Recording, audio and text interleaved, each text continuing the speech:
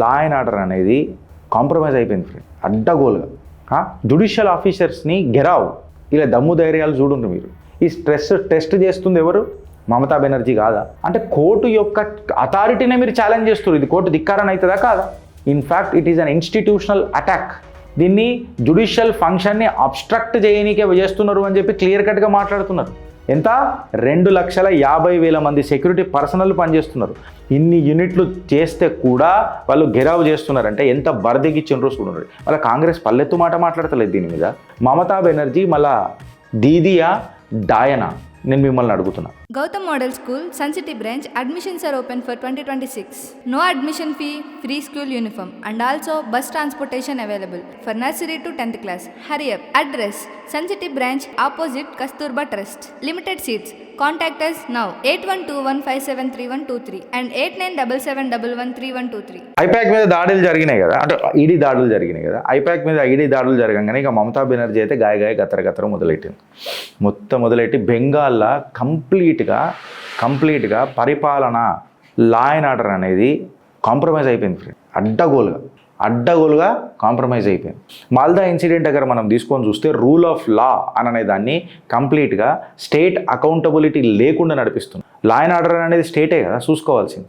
అది లేదు అని అంటే నీకు సెంట్రల్ నుంచి బలగాలను దింపాల్సి వస్తుంది కదా.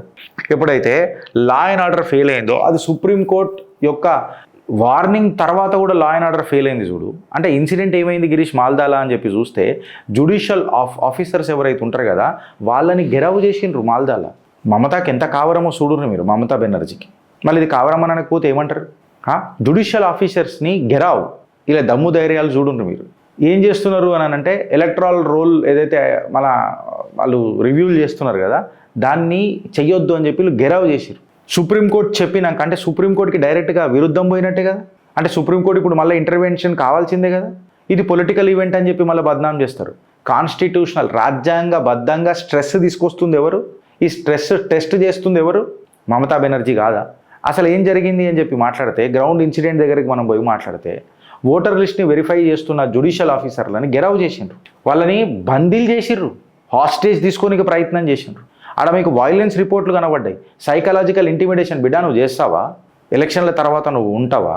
ఇట్లాంటి ధమ్కీలు ఎలక్షన్ కంటే ముందు, అంటే ఇంతకు ముందు కూడా జరిగినాయి, ఈ గెరావ్ కంటే ముందు ఇప్పుడు కూడా జరుగుతున్నాయి. ఆఫీసర్లు ఏం చేస్తున్నారా అని అంటే మ్యాక్సిమంగా కోర్టు చెప్పిన మాటలను ఇంప్లిమెంట్ చేసే ప్రయత్నం చేస్తారు. ఇలా సుప్రీంకోర్టు అబ్జర్వేషన్ కూడా ఏం చేస్తున్నది అని అంటే కంప్లీట్గా అంటే కోర్టు యొక్క అథారిటీనే మీరు ఛాలెంజ్ చేస్తారు. ఇది కోర్టు ధిక్కారణ అవుతుందా కాదా? జ్యుడిషియల్ ఆఫీసర్స్ని గెరావ్ చేసుకోవడం అనేది ఎంత పెద్ద క్రైమ్ అవుతుంది ఫ్రెండ్స్, ఒకసారి మీరు అర్థం చేసుకోండి. అందుకే ఇవాళ సీజే బెంచ్ ప్లస్ జ్యుడిషియరీ మొత్తం ఒకదాటి మీదకి వచ్చింది. దీన్ని ఒక well planned, deliberate, calculated attempt అని చెప్పి కోర్టులు మాట్లాడుతున్నాయి అని అంటే ఇది రాజకీయం ఏడవుతుంది. In fact it is an institutional attack. పల్లెత్తు మాట మాట్లాడతలేదు కాంగ్రెస్ ఈ గెరావ్ మీద. కూటమి అంటే ఎంత ఇంపార్టెంటో చూడుండ్రి.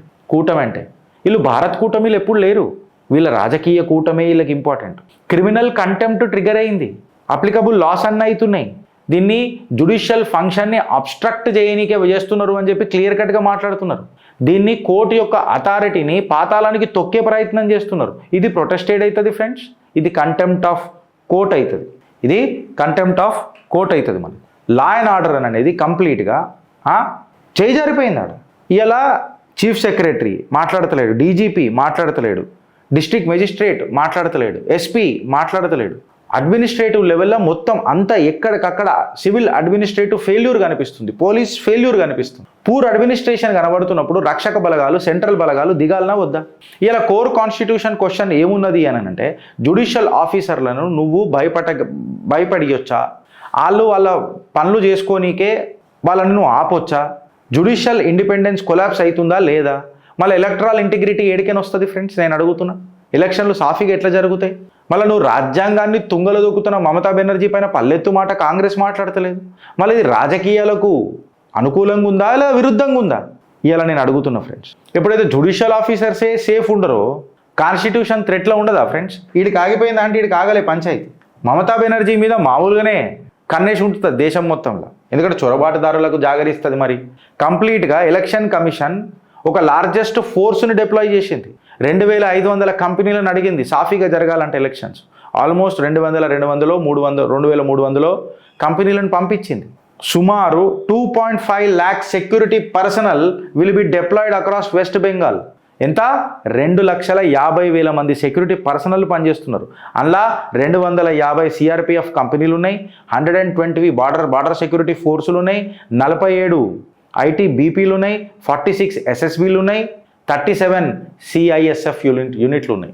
ఇన్ని యూనిట్లు చేస్తే కూడా వాళ్ళు గెరావ్ చేస్తున్నారంటే ఎంత బరదెగిచ్చిండ్రో చూడండి. వాళ్ళ కాంగ్రెస్ పల్లెత్తు మాట మాట్లాడతలేదు దీని మీద. 2026 అసెంబ్లీ ఎలక్షన్స్కి ఇట్లా మనం తీసుకొని చూస్తే ఏప్రిల్ 23 and 29కి సుమారు 2,400 సెంట్రల్ ఆర్మ్డ్ ఫోర్సెస్ కంపెనీస్ కంప్లీట్గా ఎలక్షన్ కమిషన్ చెప్పినందుకు దిగినాయి. మమతా బెనర్జీ కమ్యూనిస్ట్ రూల్ని ఎండ్ చేసింది, ఒప్పుకుంటా. దాని తర్వాత 50 political killings with in just 9 months of elections అయిపోగానే కమ్యూనిస్టులను తుంగలు తొక్కి ఆమె పవర్లకు వచ్చింది చూడు. ఆమె పవర్లకు వచ్చిన ఇమ్మీడియట్గా కమ్యూనిస్టులను తొక్కిన తర్వాత 50 పొలిటికల్ కిల్లింగ్స్ చేసింది ఆమె. అగర్ 2013 నుంచి 2018 వరకు తీసుకుంటే ఏదైతే అన్కంటెస్టెడ్ సీట్స్ వెస్ట్ బెంగాల్లో పంచాయతీ ఎలక్షన్స్లలో ఉండే చూడు, అది 10.6% నుంచి 34.2%కి పోయిందని అంటే మమతా బెనర్జీ మళ్ళా దీదియా డాయనా? నేను మిమ్మల్ని అడుగుతున్నా. 2021 అసెంబ్లీ ఎలక్షన్స్ తీసుకుంటే ఎంతోమంది నిరాశ్రయులైనరు. ఈ మాబ్ వైలెన్స్ని తట్టుకోలేక వాళ్ళు వాళ్ళ ప్లేస్లను వదిలిపెట్టి డిస్ప్లేస్ అయిపోయినరు, వెళ్ళిపోయినరు. And it was a modern day genocide of Hindus. Sandeshkhali incident మనం మర్చిపోయినామా అని చెప్పి నేను ఇలా మాట్లాడుతున్నా. చొరబాటుదారులకు ఎంతైతే పెద్ద పాత్ర పోషించింది చూడు మమతా బెనర్జీ, ఏడుదాకా వచ్చింది అని చెప్పి మాట్లాడుతున్నా. కేవలం పంచాయతీరాజ్ ఎలక్షన్స్లోనే తీసుకుంటే 50 మంది దుర్మరణం పొందినట్టు క్లియర్ కట్గా చెప్తుంటారు, అది కూడా ఒకటే నెలల. ఎలక్షన్ల తర్వాత నేను ఫుట్బాల్ ఆడుకుంటా కేలే హోబే అని చెప్పి మాట్లాడింది దీదియా లేకపోతే డాయనా? నేను మిమ్మల్ని అడుగుతున్నా. మళ్ళా ఈ డాయన్ లాంటి దీదీని లేకపోతే దీదీ నుంచి డాయన్గా మారిన మమతాని మనం గెలిపించుకుందామా లేకపోతే రాజకీయంగా భూస్థాపితం చేద్దామా అని అనేది పెద్ద ప్రశ్న. అందుకే ఇంత పెద్ద ఫోర్స్ డిప్లాయ్మెంట్ అయింది. అలా రక్షక బలగాలు కూడా క్లియర్ కట్గా మాట్లాడుతుండ్రు. అగర్ ఉదర్సే పత్తర్ ఆయా తో ఇద్దరిసే గోలీ చలేగి, పటాకాలు వెళ్తాయి అని చెప్పి క్లియర్ కట్గా చెప్తున్నారు. ఒక్కొక్కని గుంజుకొని పోయి పేల మంటలు వెళ్ళేటట్టు పచ్చకట్లు పడుతున్నాయి ఒక్కొక్కడికి. కాన్ భైరి అని అంటారు కదా, పడుతున్నాయి. ఇల్లీగల్ ఇమైగ్రెంట్స్ కోసం మమతా చేస్తున్న కథ చూడు నువ్వు కూడా. భారతదేశ ప్రజలను భారత వనని పక్కకు పెట్టి మళ్ళీ దీన్ని యాక్సెప్ట్ చేద్దామా లేకపోతే విమర్శిద్దామా, దీనికి ఆవాజ్ ఎత్తుదామా? నువ్వు ఆలోచిస్తావా లేదా అనుభవిస్తావా? ఆలోచించు. ఇవాళ బెంగాల్ ఉండొచ్చు, రేపు నీ జాగాలో కూడా అవుతుంది. దీన్నే డెమోగ్రఫిక్ చేంజ్ అని మాట్లాడతారు. ఇవాళ హిందూ అనే వ్యక్తి బెంగాల్లో కాళీమాత పూజ చేసుకోవాలన్నా భయపడాలి, శ్రీరామనవమి శోభయాత్ర తీయాలన్నా భయపడాలి, జై శ్రీరామ్ అన్నా భయపడాలి. ఎందుకంటే జై శ్రీరామ్ అంటే మమతకే ఫస్ట్ మంటలేస్తుంది. శైతాన్ కా జనరలీ శైతాన్ పుత్రులకే కదా జై శ్రీరామ్ అంటే మంటలేస్తుంది. మళ్ళీ దీదీకి ఎందుకు మంటలేస్తుంది అని చెప్పడానికి కారణం ఆమెనే చెప్పాలి. భారత్ మాతాకి జై.